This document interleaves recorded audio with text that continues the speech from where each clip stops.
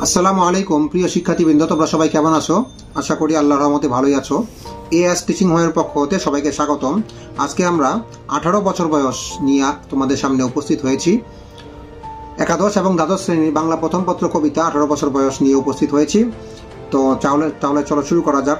শুরু করার আগে বলি যে এই কবিতাটি আমরা দুটি অংশে বিভক্ত করেছি। প্রথম অংশে মূল ভাব এবং কবি পরিচিতি নিয়ে আলোচনা করব এবং দ্বিতীয় অংশে লাইন টু লাইন ব্যাখ্যা নিয়ে তোমাদের সামনে উপস্থিত হব। তাহলে প্রথম অংশের ভিডিওতে চলো শুরু করা যাক। 18 বছর বয়স কবিতাটি সুকান্ত ভট্টাচার্য লিখেছেন।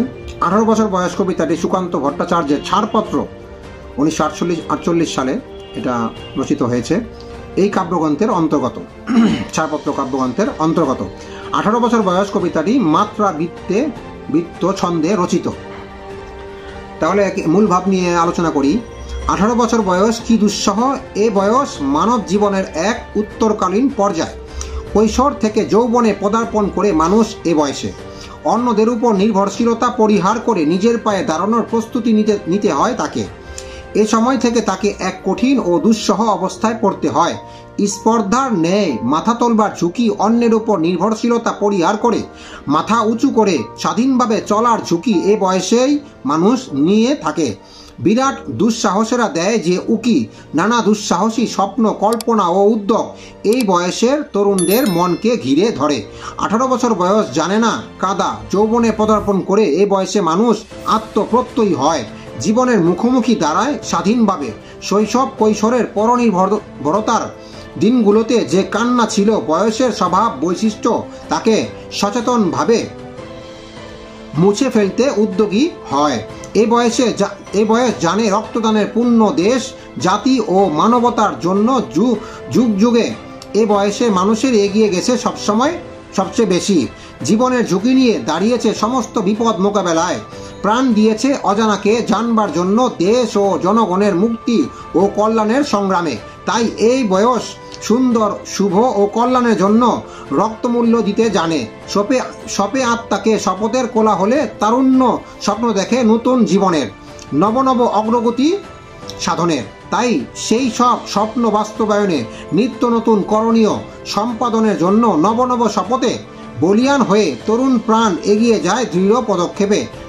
তাজা প্রাণে অসহ্য যন্ত্রণা, চারপাশের অন্যায়, অত্যাচার, শোষণ, পীড়ন, সামাজিক বৈষম্য ও ভেদাভেদ ইত্যাদি দেখে প্রাণবন্ত তরুণেরা ক্ষুব্ধ হয়ে ওঠে।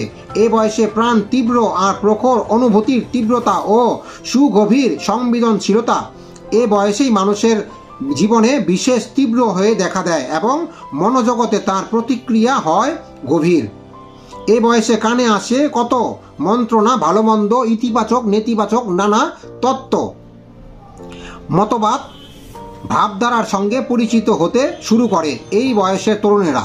দুর্যোগে হাল ঠিক মতো রাখা ভার জীবনের এই সন্ধিক্ষণে শারীরিক, মানসিক, সামাজিক, রাজনৈতিক নানা জটিলতাকে অতিক্রম করতে হয়। এই সময় সচেতন ও সচেষ্টভাবে নিজেকে পরিচালনা করতে না পারলে পদস্খলন হতে হয়, জীবনে বিপর্যয় নেমে আসতে পারে।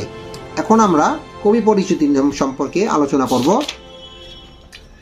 সুকান্ত ভট্টাচার্যর জন্ম তারিখ 1926 খ্রিস্টাব্দের 15 আগস্ট, 30 শ্রাবণ 1333 বঙ্গাব্দ। তার জন্মস্থান কালীঘাট, কলকাতা। পৈতৃক নিবাস কোটালীপাড়া, গোপালগঞ্জ। ওনার পিতার নাম নিবারণ চন্দ্র ভট্টাচার্য, মাতার নাম সুনীতি দেবী। উনি মাধ্যমিক শিক্ষা অর্জন করেছেন, ম্যাট্রিক পাশ করেছেন।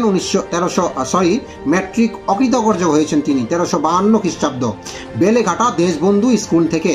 ওনার কর্মজীবন, ছেলেবেলা থেকে তিনি অত্যন্ত রাজনীতি সচেতন ও অন্যায়ের প্রতিবাদী ছিলেন। তিনি ভারতীয় কমিউনিস্ট পার্টির সক্রিয় সদস্য ছিলেন। দৈনিক পত্রিকা স্বাধীনতার কিশোর সভা অংশে প্রতিষ্ঠাতা ও আজীবন সম্পাদক ছিলেন। ছাড়পত্র, ওনার সাহিত্যকর্ম ছাড়পত্র, ঘুম নেই, পূর্বাভাস, অভিযান, হরতাল, গীতিগুচ্ছ প্রভৃতি। ফ্যাসিবাদ বিরোধী লেখক ও শিল্পী সংঘের পক্ষে আকাল 1351 খ্রিস্টাব্দে এই আকাল নামক কাব্যগ্রন্থ সম্পাদনা করেন। ওনার বিশেষ কৃতিত্ব তার কবিতায় অনাচার ও বৈষম্যের বিরুদ্ধে প্রবল প্রতিবাদ পাঠককে সচকিত করে তোলে। গণমানুষের প্রতি গভীর মমতার প্রকাশ ঘটেছে তার কবিতায়। ওনার জীবন অবসান ঘটেন 1947 খ্রিস্টাব্দের 13ই মে, 29 বৈশাখ 1354 বঙ্গাব্দ। উনি মাত্র 21 বছর বয়স জীবিত ছিলেন। তো এই ছিল 18 বছর বয়স কবিতার প্রথম অংশের ভিডিও। দ্বিতীয় অংশের ভিডিও দেখার জন্য তোমাদের আমন্ত্রণ রইল। সেই পর্যন্ত ভালো থাকো, সুস্থ থাকো। ধন্যবাদ।